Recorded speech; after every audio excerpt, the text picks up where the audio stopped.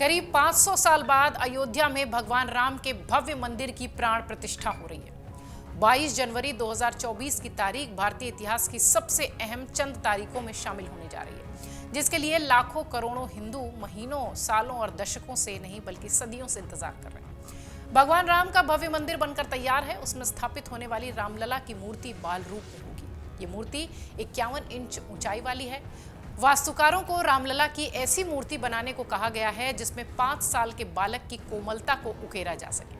भव्य राम मंदिर में स्थापित होने वाली रामलला की इस मूर्ति को बनाने के लिए नेपाल के गंडकी नदी के तट पर मिलने वाली शालिग्राम शिला समेत मैसूर और राजस्थान समेत कई जगहों से पत्थर मंगाए गए। देश के कई मशहूर शिल्पकारों ने महा मिशन के साथ इस पर काम किया। भारतीय सनातन संस्कृति और इतिहास के पन्ने पलटते रहे और बार बार राम जन्मभूमि स्थान पर विध्वंस और निर्माण के साथ साथ रामलला की मूर्तियां भी बनती और बदलती रहीं। राम जन्मभूमि मंदिर में रामलला की मूर्ति की कहानी बेहद दिलचस्प है। क्या आपको पता है कि भव्य राम मंदिर में स्थापित हो रही रामलला की ये मूर्ति अयोध्या में राम जन्म स्थान पर स्थापित होने वाली चौथी मूर्ति है। अब आप जरूर जानना चाहेंगे कि रामलला की बाकी 3 मूर्तियों की इतिहास क्या है, मिस्ट्री क्या है और हिस्ट्री क्या है। हम आपको बताएंगे कि महाराज विक्रमादित्य से लेकर बाबर तक, तब से अब तक यानी 22 जनवरी 2024 की प्राण प्रतिष्ठा में स्थापित होने वाली रामलला की इन मूर्तियों की क्या कहानी है, यानी तब से अब तक जो 4 मूर्तियां आ चुकी। सबसे पहले जानिए रामलला की पहली मूर्ति की क्या कहानी है, क्या तस्वीर है। बात मान्यताओं से शुरू करते हैं। ऐसे ये ऐतिहासिक मान्यता है कि प्राचीन काल में कभी अयोध्या नगरी का पुनरुद्धार उज्जैन के नरेश महाराज विक्रमादित्य ने कराया था। उन्होंने ही राम जन्मभूमि पर भव्य मंदिर बनवाया था। 16वीं सदी की शुरुआत में मुगलों ने जब अयोध्या पर आक्रमण किया, तब राम जन्मभूमि के उस प्राचीन मंदिर में प्रभु श्री राम का जो विग्रह यानी मूर्ति स्थापित थी, मौजूदा समय में वो अयोध्या में ही स्वर्गद्वार मोहल्ले में स्थित महाराष्ट्रीयन परंपरा के काले राम मंदिर में आज भी विराजमान है। मान्यता यह है कि मुगल आक्रमण के समय तत्कालीन पुजारी ने इस विग्रह को अपमान से बचाने के लिए सरयू नदी में प्रवाहित कर दिया था, जो 220 साल तक सरयू की धारा में सुरक्षित रहा और 18वीं शताब्दी में एक पुजारी को आए देव स्वप्न के बाद ये प्रकट हुआ। इस विग्रह की अयोध्या की ऐतिहासिक परंपरा भी खास है, लेकिन इस मूर्ति का ऐतिहासिक तथ्य इसे ओरछा राजमहल तक से जोड़ता है। अब ऐतिहासिक तथ्यों पर आते हैं। करीब 500 साल पहले यानी साल 1527 में जब बाबर के सिपहसलार मीर बाकी ने अयोध्या में राम जन्मभूमि पर मंदिर तोड़ा और मस्जिद बनवाई, तो उस वक्त तक वहां महाराज विक्रमादित्य द्वारा स्थापित राम मूर्ति थी। ये मूर्ति तब टीकमगढ़ के ओरछा राजमहल में चली गई थी। मुगल आक्रमण से बचाने के लिए ओरछा की महारानी अयोध्या आकर ये मूर्ति ले गई। तब से मान्यता है कि ओरछा में राम का जो राज है वो आज भी है। वहां के राम राजा धनुर्धर राम नहीं बल्कि रामलला है। आज भी ओरछा के मंदिर में रामलला को मध्य प्रदेश पुलिस सुबह शाम सलामी देती है। हर साल राजा राम सरकार की भव्य बारात निकाली जाती है। लाखों बाराती इसमें शामिल होते हैं। गौरतलब है कि उज्जैन के महाप्रतापी महाराज विक्रमादित्य का शासन ईसवी पूर्व पहली शताब्दी में था और अपने राज्य फैलाने के बाद अयोध्या, मथुरा, हरिद्वार, वाराणसी, कांची, द्वारिका धाम और उज्जैन में अनेक उन्होंने मंदिर बनवाए थे। विक्रमादित्य के काल का अयोध्या 5 कोस का माना जाता है। आज जिस अयोध्या धाम का विकास कराया जा रहा है वो 84 कोस का है। परिक्रमा के इलाके में फैला हुआ है, 17 गुना विस्तारित है। रामलला की दूसरी मूर्ति की कहानी भी जान लीजिए।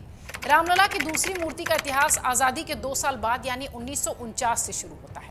22 और 23 दिसंबर 1949 यानी 1949 की रात विवादित ढांचे में रामलला की मूर्ति देखी गई। भय प्रकट कृपाला दीन दयाला कौशल्या हितकारी के भजन के शोर से पूरी अयोध्या नगरी गूंज उठी। पूरे देश में यह खबर आग की तरह फैल गई। खबर आई कि 22-23 दिसंबर 1949 के दरमियान रात विवादित ढांचे के अंदर रामलला प्रकट हुए। आसपास के कई गांव के लोगों को यह संदेश पहुंच गया। रघुकुल कुलभूषण बाल रूप में जन्मभूमि स्थान मंदिर के गर्भगृह में पधार चुके हैं। सुबह जब पुलिस वहां पहुंची तो सैकड़ों राम भक्तों की भीड़ वहां जमा थी, जो दोपहर तक बढ़कर 5000 से ज्यादा हो गई। 23 दिसंबर 1949 को पुलिस ने मस्जिद में मूर्तियां रखने का मुकदमा दर्ज किया, जिसके आधार पर 29 दिसंबर 1949 को विवादित ढांचे पर ताला लगा दिया गया, जो कि जिला जज के आदेश के बाद 1 फरवरी 1986 को दोबारा खोला गया और यहीं से राम मंदिर आंदोलन को मिली नई ऊर्जा। रामलला की तीसरी मूर्ति की भी कहानी जान लीजिए। प्रकट हुए रामलला की ये मूर्ति 1949 से 6 दिसंबर 1992 तक जन्म स्थान पर स्थापित रही। लेकिन बाबरी विध्वंस के तुरंत बाद कार सेवा के दौरान ये मूर्ति गायब हो गई। जो मूर्ति बाबरी विध्वंस के दौरान गायब हुई वो रामलला की मूल मूर्ति नहीं थी। जो मूर्ति कार सेवा के दौरान गायब हुई वो 22 दिसंबर 1949 की आधी रात को विवादित परिसर में रखी गई थी, जिसके बाद से हिंदू पक्ष ने रामलला के प्रकट होने का दावा शुरू किया। 6 दिसंबर 1992 को कार सेवा के लिए अयोध्या में जुटी भीड़ अचानक बाबरी ढांचे को तोड़ने में जुट गई। 3:45 बजते बजते विवादित ढांचे का बायां जो गुंबद था वो गिर गया। इस बीच मुख्य गुंबद 4:40 पर नीचे गिरा हुआ दिखाई पड़ा। ढांचा गिरते ही कार सेवकों की पूरी ताकत मलबे को समतल बनाने में लग गई ताकि वहां फिर से रामलला को जल्दी से जल्दी स्थापित किया जा सके। कार सेवकों ने ढांचे का मलबा पीछे खाई में गिराया और जमीन को समतल करने के लिए काम में लग गए। 15 गुना 15 गज के टुकड़े पर जल्दी जल्दी 5 फीट की दीवार उठाई गई। नीचे उसे अस्थायी चबूतरे तक 18 सीढ़ियां बनाई गई। उसी वक्त ये पता चला कि रामलला की जो मूर्ति पुजारी सत्येंद्र दास बाहर लाए थे वो गायब हो गई है। कार सेवकों के सामने एक तरफ केंद्र सरकार की संभावित कार्रवाई का खतरा था तो दूसरी तरफ मूर्ति रखकर अस्थायी मंदिर बनाने की अफरा तफरी। केंद्र सरकार की ओर से अयोध्या मंदिर का मामला केंद्रीय राज्य मंत्री PR कुमार मंगलम देख रहे थे। वो फोन पर कई बार जानकारी ले चुके थे कि अस्थायी मंदिर में मूर्तियां रखी गई या नहीं। अयोध्या में ढांचा ढहाए जाने के बाद अस्थायी मंदिर में रामलला की मूर्तियां स्थापित करने को लेकर संग्राम मचा हुआ था। केंद्र सरकार इस स्थापना की खातिर विशेष तौर पर सक्रिय थी। नरसिंह राव सरकार के मंत्री PR कुमार मंगलम राजा अयोध्या विमलेंद्र मोहन प्रताप मिश्र के संपर्क में थे लगातार। राजा साहब कांग्रेसी बैकग्राउंड के थे। अयोध्या में कर्फ्यू था, दुकानें बंद थी। आनंद फानंद में राजा अयोध्या ने अपने घर से रामलला की मूर्तियां भिजवाई जो उनकी दादी ने इसी काम के लिए अपने घर में अस्थायी मंदिर में बनवा रखी थी। राजा अयोध्या ने बाबरी विध्वंस के बाद खाली हुई जगह पर बने चबूतरे पर मूर्तियां रखे जाने के बाद PR कुमार मंगलम को इस बात की सूचना दी थी। इसके फौरन बाद प्रधानमंत्री नरसिम्हा राव ने कैबिनेट मीटिंग बुलाकर भाजपाई मुख्यमंत्री कल्याण सिंह को बर्खास्त करने का फैसला लिया। यह हो गई तीसरी मूर्ति की कहानी। अब जानिए चौथी मूर्ति की कहानी जो आप और हम देख पाएंगे। अयोध्या में भगवान राम का भव्य मंदिर बनकर तैयार है। उसमें स्थापित हो रही रामलला की मूर्ति इतिहास की चौथी मूर्ति है जो कि बाल रूप में है। इसमें भगवान राम 5 साल के बालक के रूप में धनुष और बाण पकड़े हुए नजर आएंगे। ये 51 इंच ऊंचाई वाली मूर्ति है। राम मंदिर में प्राण प्रतिष्ठित मूर्ति के लिए नेपाल के शालिग्राम से लेकर मैसूर और राजस्थान तक के पत्थर मंगाए गए हैं। 3 मूर्तियों का निर्माण कराया गया है। रामलला की पहली मूर्ति गणेश भट्ट ने बनाई है, दूसरी सत्यनारायण पांडे ने और तीसरी प्रतिमा अरुण योगीराज ने बनाई है।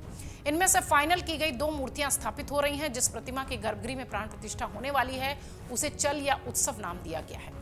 वहीं दूसरी प्रतिमा जिसे मंदिर प्रांगण में स्थापित किया जाएगा उसे अचल मूर्ति का नाम दिया गया है। अरुण योगीराज की बनाई गई मूर्ति अंदर मुख्य मंदिर के गर्भगृह में स्थापित हो रही है। अयोध्या की राम जन्मभूमि मंदिर में भगवान राम बाल स्वरूप में विराजमान हैं, इसलिए अयोध्या में सालों से भगवान राम के पूजन के लिए खास विधि रामानंदीय परंपरा अपनाई जा रही है, जिसमें एक बालक के समान भगवान राम की दिनचर्या तय होती है। सूर्योदय पर सुबह जगाने से लेकर रात के शयनकाल तक 16 अनुष्ठान किए जाते हैं, जिसमें भगवान रामलला के खान पान, स्नान, वस्त्र, उनके पसंदीदा भोजन का ध्यान रखा जाता है।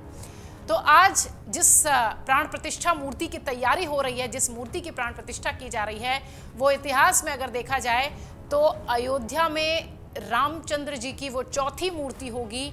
इतिहास कहता है कि ये चौथी मूर्ति ही अब आगे दिखाई पड़ेगी।